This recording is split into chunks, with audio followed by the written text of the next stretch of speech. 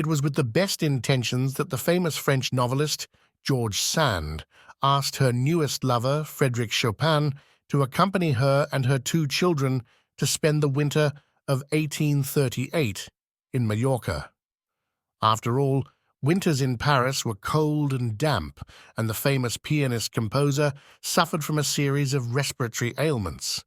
He was only 29 at the time, but Chopin's failing health had been the source of great concern and speculation for years.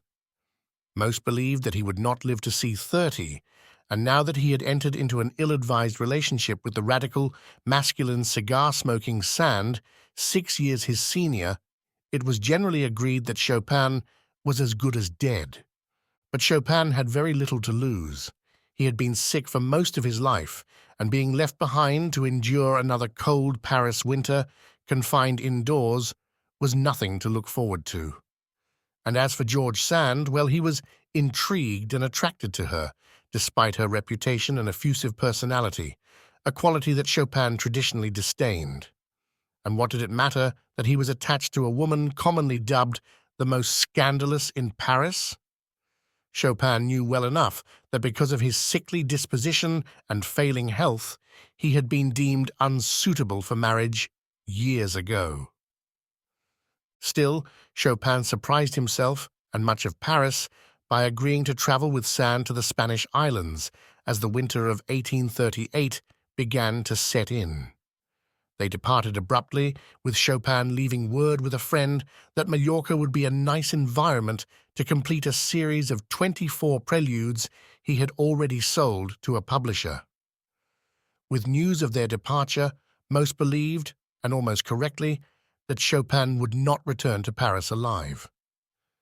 From the start, Sand and Chopin's winter in Mallorca was an unmitigated disaster. In planning her winter vacation, Sand had failed to take into account a number of considerations. To begin with, life on the island was very primitive, and at the time, visitors were rare. To make matters worse, the Spanish mainland was embroiled in a civil war at the time, and the Balearic Islands in the Mediterranean had been largely forgotten as opposing factions battled violently at home. Thus, when they arrived, Chopin and Sand found there was no place to stay on the island, and the locals were far from welcoming to the masculine-dressing Frenchwoman with her 2 illegitimate children and sickly Polish lover. And to make matters worse, Chopin's piano was being held by Spanish customs, demanding an import duty worth half its value. Nonetheless, ever persistent and undaunted, Sand eventually found them accommodations in an abandoned monastery nestled in the mountains called Valdemossa. Conditions were not ideal. The cells were cold, draughty, and poorly furnished, but it was cheap and the best of few options.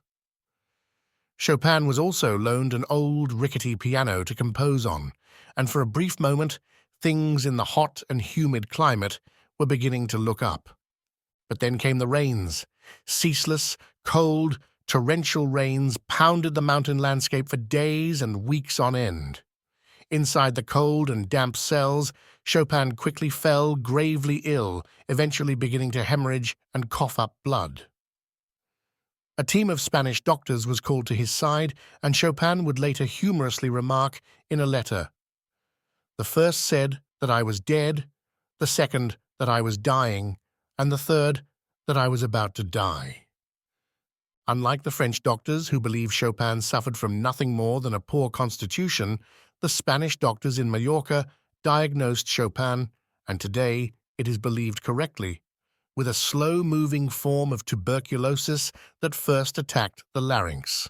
In consequence, according to the Spanish public health policy at the time, everything Chopin came in contact with, from bedding to furniture, had to be burned.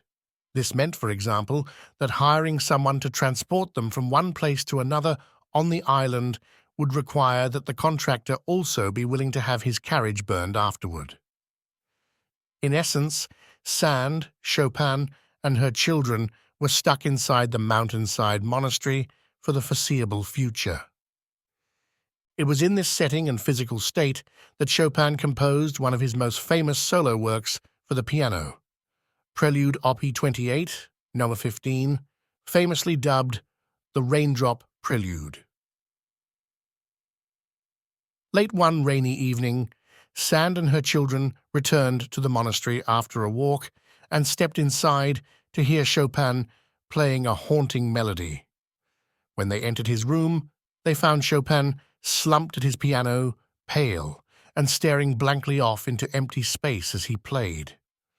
Whether it was under the strains of his illness, a feverish delirium, or hallucination, Chopin had imagined he was dead, having drowned in a lake.